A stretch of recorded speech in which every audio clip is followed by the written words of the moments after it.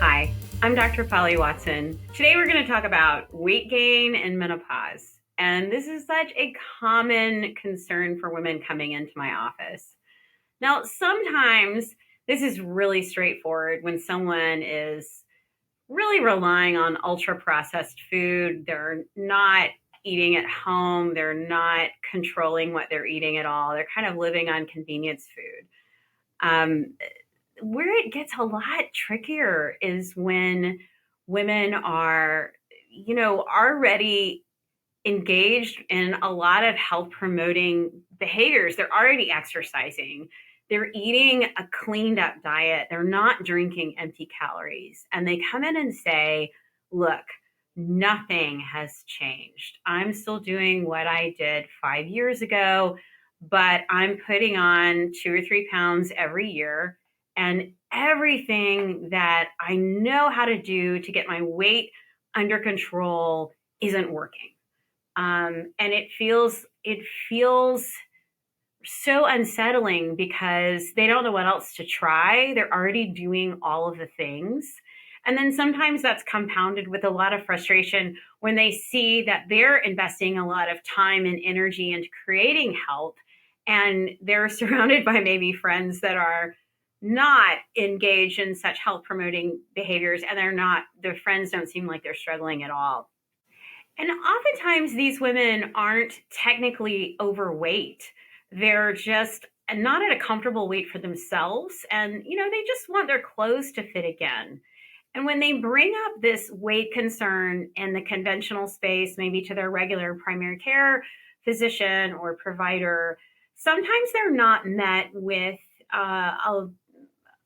being taken seriously, and they're kind of told, well, you're not really overweight. And so sometimes women come in my office and they're so frustrated because they feel like, is someone going to make me get to the point where I become obese before I'm going to be taken seriously? And so they just feel like they haven't been heard, and they don't feel like they have a lot of solutions.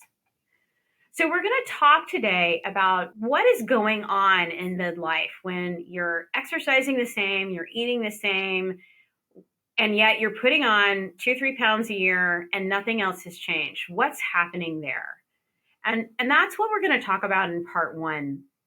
And then in part two, I'd like to really take apart some common recommendations that women are given on social media and the larger media on losing weight, and try to really get into the nuance about where these recommendations are coming from, but also when they could be useful and what are situations in which they might actually be harmful, so that we can hopefully get a roadmap so that you can personalize what direction might be helpful for you as a unique individual. So first, we're going to hopefully not take a flying leap into the quicksand of diet culture.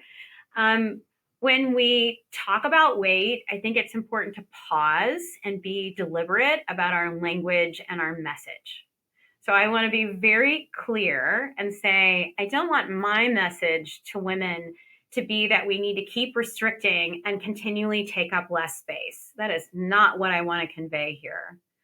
I want to support you in feeling strong and healthy in your body.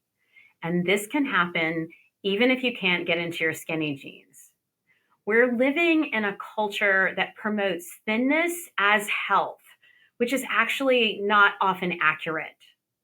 Our goal should be metabolic health. So, what does that mean? Metabolic health means that your body has normal blood pressure, normal triglycerides, normal lipids, normal blood sugar, and your waist circumference is less than 34.6 inches in women. So when I'm thinking about health promoting behaviors at midlife and menopausal transition, I'm thinking about resolving insulin resistance, maintenance and promotion of lean muscle mass, quality sleep, diverse exercise with an emphasis on lifting heavy weights and doing the mobility work so we don't get injured, an anti-inflammatory diet, and fulfilling social connections.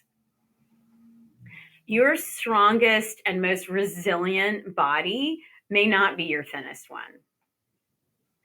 So, what's going on at midlife that's making us gain weight, especially when we haven't done anything different?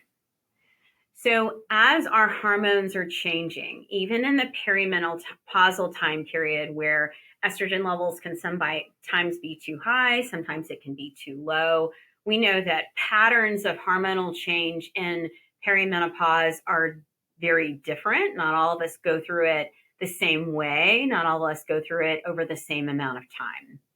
We typically see women put on a pound, 2 pounds every year during this time. And some women will put on, 10, 20 pounds fairly rapidly. So, what's going on?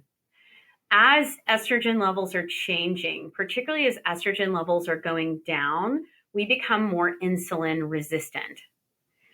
Insulin resistance means that glucose can't get into the cell to be used as energy.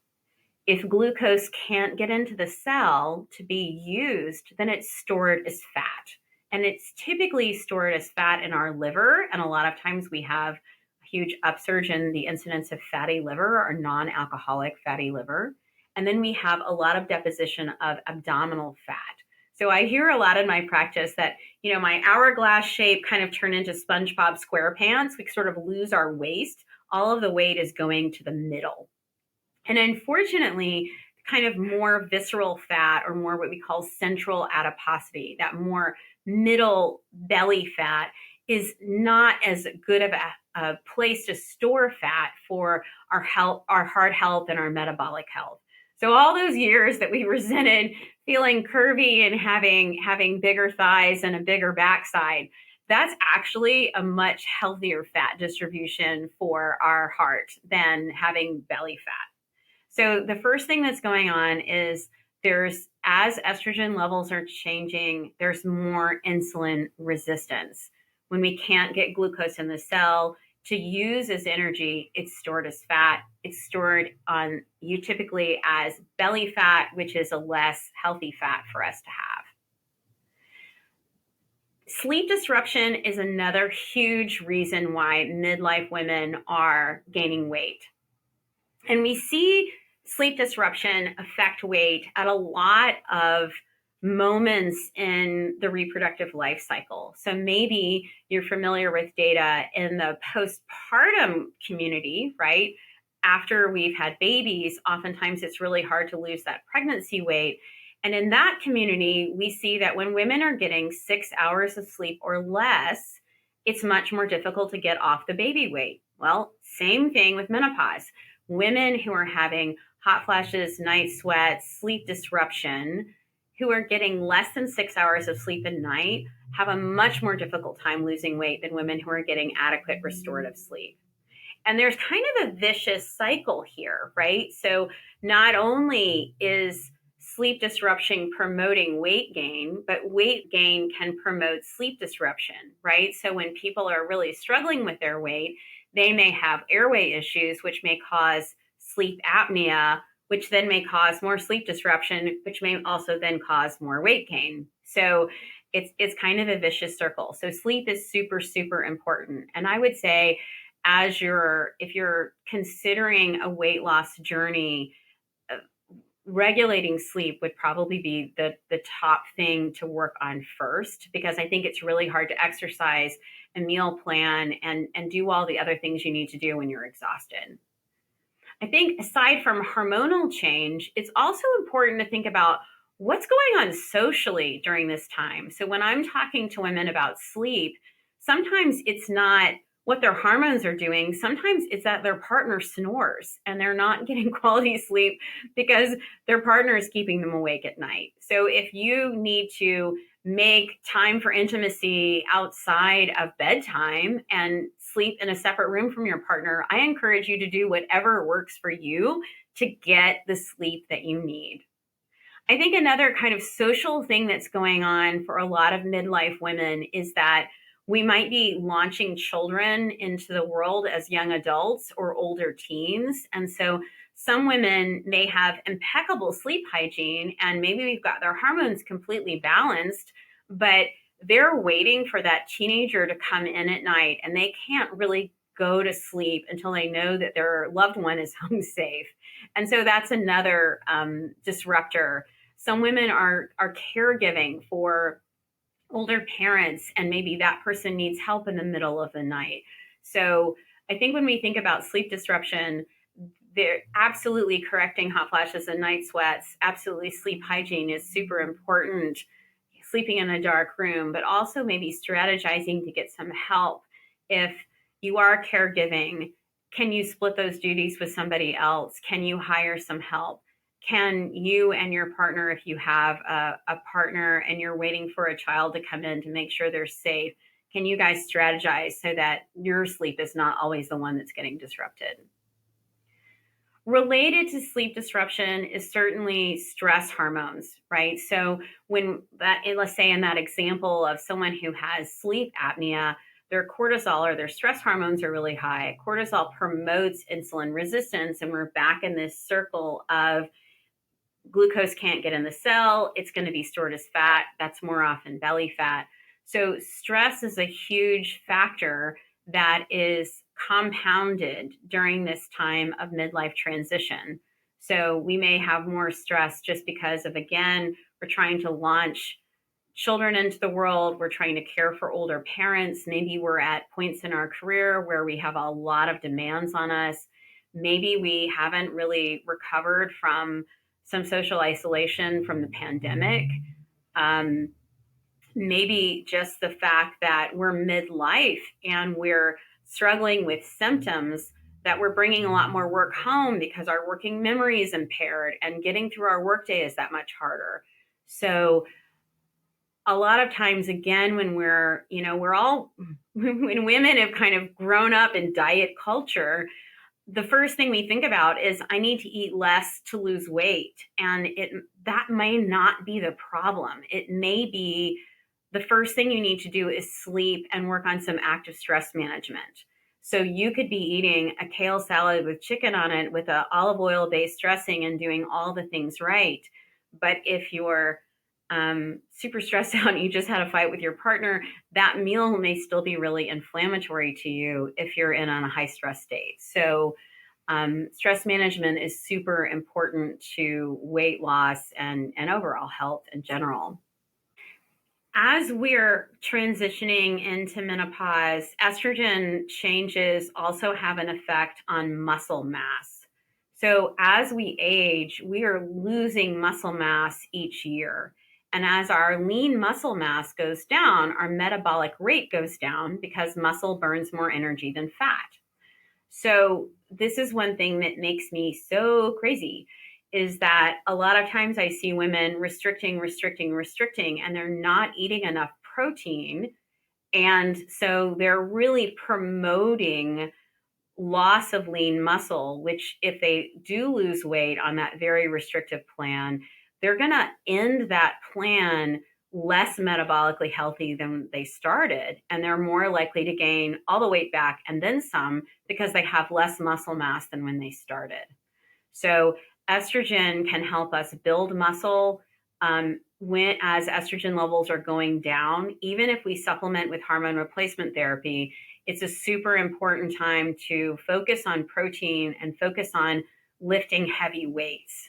Now, what do you mean when you say that? Because, if someone's been sedentary their whole life and you put a 50-pound barbell in their hand, that may not go well.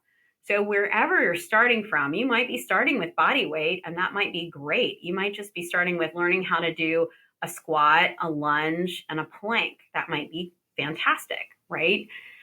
Um, as you progress, when we're thinking about lifting heavy weights, we want the last 2 to 3 reps of the exercise to be challenging. And so you shouldn't just be able to do 50 reps of the same thing. We're not thinking about making little arm circles with 3-pound weights in Pilates class.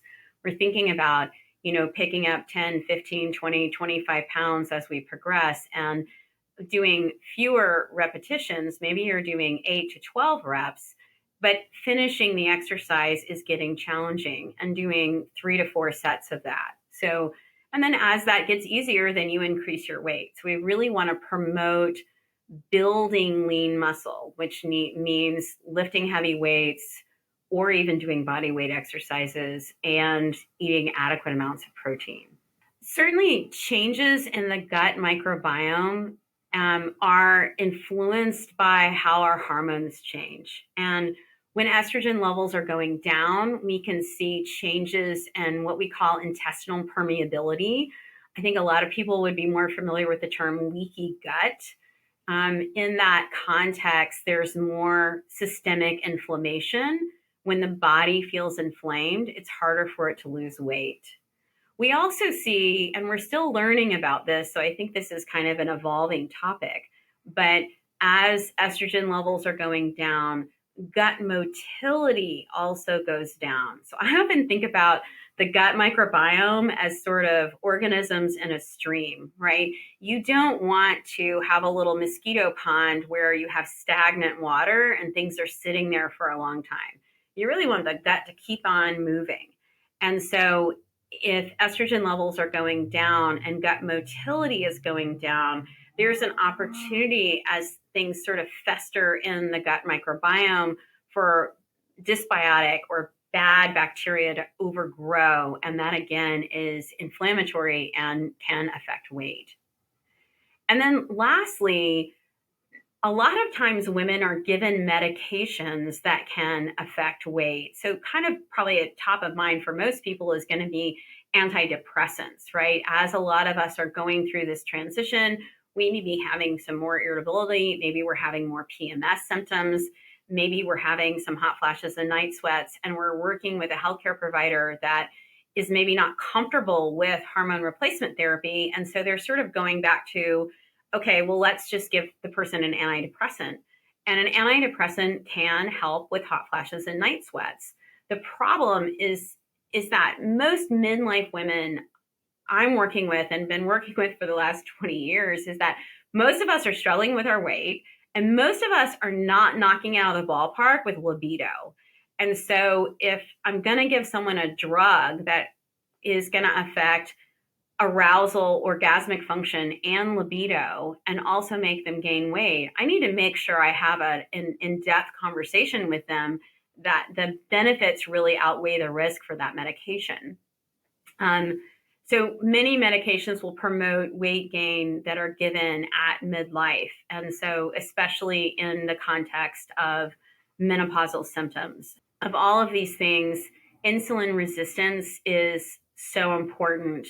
I mean, they're all important. I think sleep is so, so important. And so it's not just calories in and calories out. Hopefully understanding some of the hormonal effects that are whole body and are affecting weight will really help give you the tools then to feel like you have a little bit more control over what's going on with your health. So in part 2, we're going to talk about some really common recommendations that are made to midlife women and kind of think about why they might be helpful or when they may not be helpful for specific situations. So hopefully you have a clearer map of how to interpret if these are good things for you to do for your own health. Thanks for joining me. Thanks for listening to Menopause Rescue. If today's podcast resonated with you and you want to take a deeper dive, check out my educational resources. We offer basic membership, which is an archive of over 100 videos on menopausal topics ranging from bone health to libido. We add to this archive every month, so the resource becomes richer and richer over time.